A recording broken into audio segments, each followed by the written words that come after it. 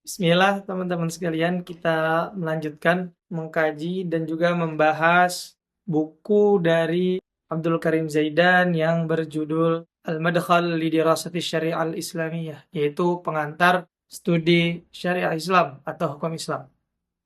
Pada kesempatan kali ini kita akan membahas jenis-jenis atau macam-macam harta. Teman-teman sekalian, Abdul Karim Zaidan di sini menyebutkan harta itu dibagi kepada beberapa macam, tergantung sudut pandangnya. Setidaknya beliau di sini menyebutkan ada 3 sudut pandang di dalam membagi macam-macam atau jenis-jenis harta. Yang pertama adalah sudut pandang keberhargaan. Dalam perspektif ini atau dalam sudut pandang ini, harta itu dibagi menjadi al-mutaqawwim wa ghairul mutaqawwim. Jadi ada 2. Di harta yang berharga atau harta yang tidak berharga. Beliau mengingatkan di sini bahwa al-malul mutaqawwim huwa ma sara fi hiyazatil insan wa jaza al-intifa' bihi syar'an fi halati sa'ah wal ikhtiyar. Di video sebelumnya kita sudah menjelaskan bahwa harta itu sebagaimana yang diajukan oleh Abdul Karim Zaidan adalah sesuatu yang bisa dikuasai dan boleh dimanfaatkan. Jadi boleh dimanfaatkan oleh siapa? Tentunya oleh syariat Islam. Sehingga berangkat dari definisi ini, harta yang disebut sebagai harta yang berharga yaitu al-malul mutaqawwim adalah harta yang bisa dikuasai dan juga bisa dimanfaatkan dan diizinkan syariat. Nah, seperti apa? Seperti mobil, seperti uang, seperti baju. Nah, ini kayak baju, kita ambil contoh baju.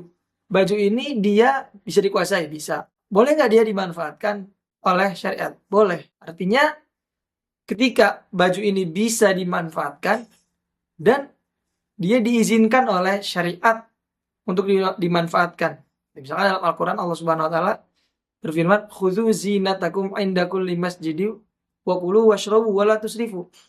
Pakailah pakaian terbaikmu ketika kalian ke masjid sehingga kalian indah. Pakai baju itu diizinkan oleh syariat. Jadi kita memanfaatkan baju itu adalah sesuatu yang diizinkan oleh syariat. Nah, ini adalah harta yang disebut sebagai al-malul mutaqawwim atau harta yang berharga. Kemudian ada juga dari segi penguasaannya. Ada sesuatu yang dia itu tidak bisa dikuasai. Tidak bisa dikuasai seperti apa? Seperti burung yang terbang nih di awan. Burung yang terbang di awan ini tidak bisa dikatakan sebagai harta yang berharga. Karena apa? Karena dia tidak bisa dikuasai. Jadi teman-teman sekalian, dua kata kunci tersebut harus ditunaikan sehingga sebuah harta itu bisa disebut sebagai harta yang berharga. Jadi pertama dia bisa dikuasai dan yang kedua dia itu bisa dimanfaatkan dan diizinkan oleh syariat untuk dimanfaatkan. Ketika sebuah harta itu tidak bisa dikuasai, dia tidak bisa disebut sebagai harta yang berharga. Bahkan dia tidak bisa disebut sebagai harta. Yang kedua, ketika dia itu bisa dimanfaatkan tapi tidak diizinkan oleh syariat untuk dimanfaatkan, maka ini tidak bisa disebut sebagai harta yang berharga. Nah, pertanyaannya, memang ada sesuatu yang tidak diizinkan oleh syariat untuk dimanfaatkan? Jawabannya tentu ada. Seperti anjing ataupun khamr. Anjing ataupun khamr ini adalah dua hal yang bisa dikuasai. Tetapi dia tidak boleh dimanfaatkan oleh seorang muslim. Misalkan diminum oleh seorang muslim itu nggak boleh. Atau babi juga misalkan tidak boleh dikonsumsi oleh seorang muslim. Sehingga ini tidak disebut sebagai harta yang berharga. Tetapi bagi non muslim, babi dan khamr ini boleh dikonsumsi sesuai dengan ajaran mereka. Nah, sehingga babi dan juga khamr ini, minuman keras, dia bagi yang non-muslim ini menjadi harta yang berharga. Sehingga teman-teman sekalian, pembagian pertama atau macam harta yang pertama jika dilihat dari keberhargaannya, maka ada dua. Ada yang disebut sebagai al-malul mutaqawwim, yaitu harta yang berharga, dan juga harta yang tidak berharga. Kemudian, apa nih konsekuensi dari pembagian harta menjadi harta yang berharga dan juga harta yang tidak berharga? Yang pertama, beliau di sini menyebutkan konsekuensi yang pertama, man atlafa malal ghair wajaba alaihi dhaman. al-mithlu in kana mithliyan wal qima in kana qimiyan li'anna syari' manahahu himaya wa hirma. Nah, di sini beliau menyebutkan jika ada seseorang yang menghancurkan harta seseorang atau harta orang lain, maka dia wajib untuk menggantinya. Jadi, kalau misalkan harta maksudnya adalah harta yang berharga itu dihancurkan oleh seseorang, maka seseorang yang menghancurkan ini wajib untuk menggantinya. Ini konsekuensi yang pertama. Sehingga ini memberikan pemahaman kepada kita bahwa harta yang berharga itu dia wajib dijaga. Dia seperti dilapisi oleh penjagaan. Dia punya, dengan tanda kutip, punya kesucian, gitu. Punya hak untuk tidak dihancurkan atau diganggu. Kalau misalnya dihancurkan dan diganggu, maka seorang yang menghancurkan harta tersebut, dia wajib untuk menggantinya. Akan tetapi, kalau harta tersebut adalah al-malul ghairul mutaqawwim, harta yang tidak dianggap berharga oleh syariat Islam, maka di sini tidak ada penjagaan, tidak ada kesakralan atau kesucian dengan tanda kutip, sehingga seseorang itu tidak dibebankan tanggung jawab untuk mengganti jika merusak. Maka di sini beliau menyebutkan sebagai contoh apabila seorang muslim itu menghancurkan khamr.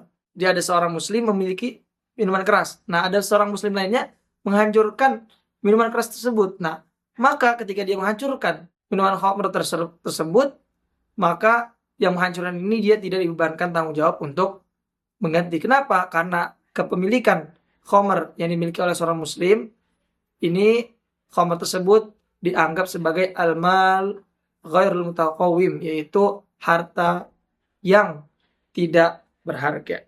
Yang pertama, konsekuensi pertama.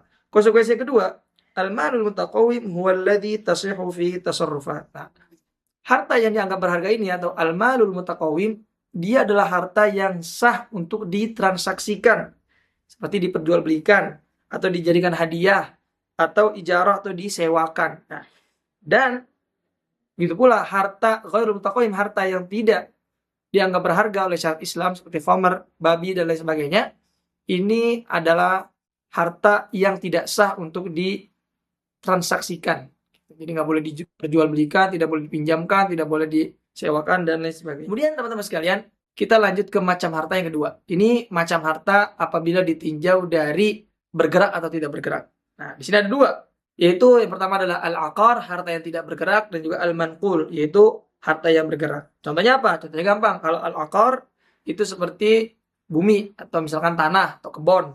Ini adalah harta yang tidak bergerak. Sedangkan harta yang bergerak seperti kendaraan dan lain sebagainya. Nah, pembagian harta menjadi harta bergerak dan tidak bergerak ini juga memiliki konsekuensinya di dalam hukum Islam. Yang pertama, beliau menyebutkan asyuf'ah. Asyuf'ah itu adalah hak prioritas bagi seseorang apabila dia memiliki satu harta yang hartanya itu dimiliki bersama-sama. Jadi misalkan ada satu harta yang dimiliki 5 orang. Nah, ketika salah satu dari mereka ini ingin menjual karena dia tidak lagi ingin memiliki harta ini, maka orang yang ingin menjual ini, dia harus menghargai hak syuf'ah. Maksudnya apa? Maksudnya 4 orang yang miliki tadi ini, dia punya hak untuk membeli atau diprioritaskan ketimbang si orang yang ingin menjual ini menjual ke orang lain di luar daripada 5 orang ini. Nah, hubungannya apa dengan harta dibagi menjadi harta bergerak atau tidak bergerak? Maka hubungannya adalah asyuf'ah tajri fil aqar dunal manqul. Maka hak syuf'ah itu, hak prioritas itu cuma berlaku di dalam harta yang tidak bergerak.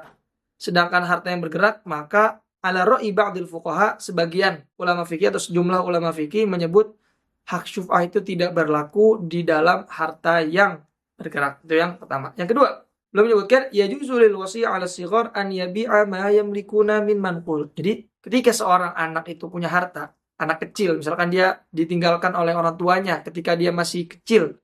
Nah, dia diwariskan harta yang banyak. Anak kecil ini dia pasti belum bisa mengelola hartanya dengan baik. Nah, ada orang yang disebut sebagai wali harta dia, al-wasi' 'ala saghir.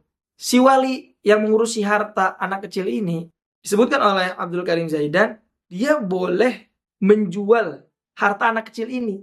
Menjual dalam arti ketika dia melihat ada maslahah gitu. Tetapi catatannya, harta-harta yang dimiliki oleh anak kecil ini boleh dijual oleh walinya apabila harta tersebut adalah harta yang bergerak. Sedangkan harta yang tidak bergerak, maka tidak boleh dijual oleh si wali harta tersebut. Kecuali ada keadaan-keadaan yang dituntut oleh hukum syar'i seperti misalkan menjual untuk membayar hutang dan lain sebagainya. Nah, itu yang kedua. Konsekuensi yang ketiga, inda bai amwalil madin wa falidainihi yabda bil manqul.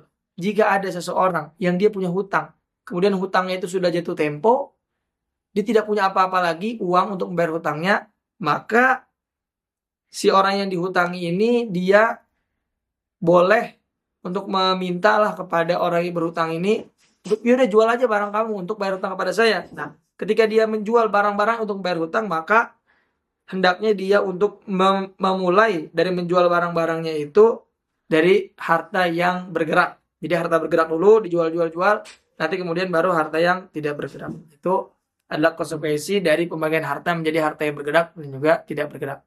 Kemudian, teman-teman sekalian, yang ketiga. Ini yang ketiga adalah pembagian harta dari segi mithli wal qimi. Maksudnya apa? Jadi, harta itu dibagi menurut cara penilaiannya. Jadi yang pertama adalah al-malul mithli. Al-malul mithli artinya adalah harta yang memiliki padanan. Jadi al-mithl itu artinya yang serupa, yang padan dengan dia. Sedangkan al-qimi adalah harta yang tidak memiliki padanan. Ciri-cirinya apa nih? Yang pertama, ciri-ciri dari harta al-mithli itu adalah barang-barang yang bisa diseragamkan kualitas dan kuantitasnya. Jadi jika dia hilang atau rusak, bisa diganti dengan barang sejenis yang identik dengan nilainya. Contoh, barang yang dijual secara takaran, timbangan, atau hitungan standar seperti gandum, beras, gula, minyak, bensin, dan lain sebagainya. Maka ini disebut sebagai harta al-mithli, yaitu harta yang memiliki padanan. Nah, ada juga yang disebut dengan harta al-qimi, yaitu harta yang tidak punya padanan. Ciri-cirinya apa? Ciri-cirinya barang-barang yang tidak bisa diseragamkan karena setiap satuannya punya kualitas atau nilai tersendiri. Nah, kalau rusak, tidak bisa diganti dengan barang sejenis secara tepat. Tapi nilainya atau harganya atau kiminya itu dia ada. Jadi bagaimana teman-teman?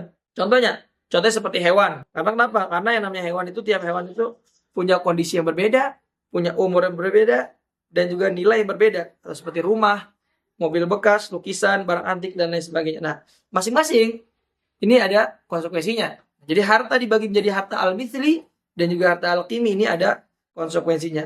Yang pertama, jika kita merusak harta orang lain yang mithli, maka kita juga diberikan tanggung jawab untuk menggantinya dengan barang yang sejenis atau yang bil mithli, bukan dengan harga uang.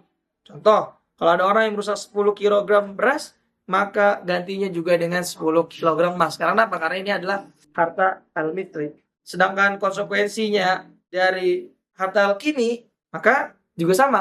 Ketika seorang itu merusak harta yang al-qimi, ya, merusak kambing misalkan, nah tidak bisa tuh dicari kambing yang sepadan, tapi dia ada harganya. Jadi ketika seorang itu merusak harta yang disebut qimi, maka dia yang merusak itu wajib menggantinya dengan harga atau dengan qimah pada waktu kerusakan tersebut. Gitu. Contohnya, kalau seorang merusak seekor kuda milik orang lain, maka tidak bisa diganti dengan seekor kuda lain sembarangan saja, tetapi dia harus diganti dengan harga pasarnya saat rusak. Jadi teman-teman sekalian, ini adalah macam-macam harta. Jadi macam-macam harta itu ada 3. Yang pertama pembagiannya adalah harta al-malul mutaqawim wa ghairul mutaqawim, harta yang berharga dan juga tidak berharga, itu ada konsekuensinya. Yang kedua, al-manqul wal aqar, harta yang bergerak dan juga tidak bergerak. Dan yang ketiga, harta yang sepadan dan juga harta yang memiliki nilai yang unik, dia tidak ada dana.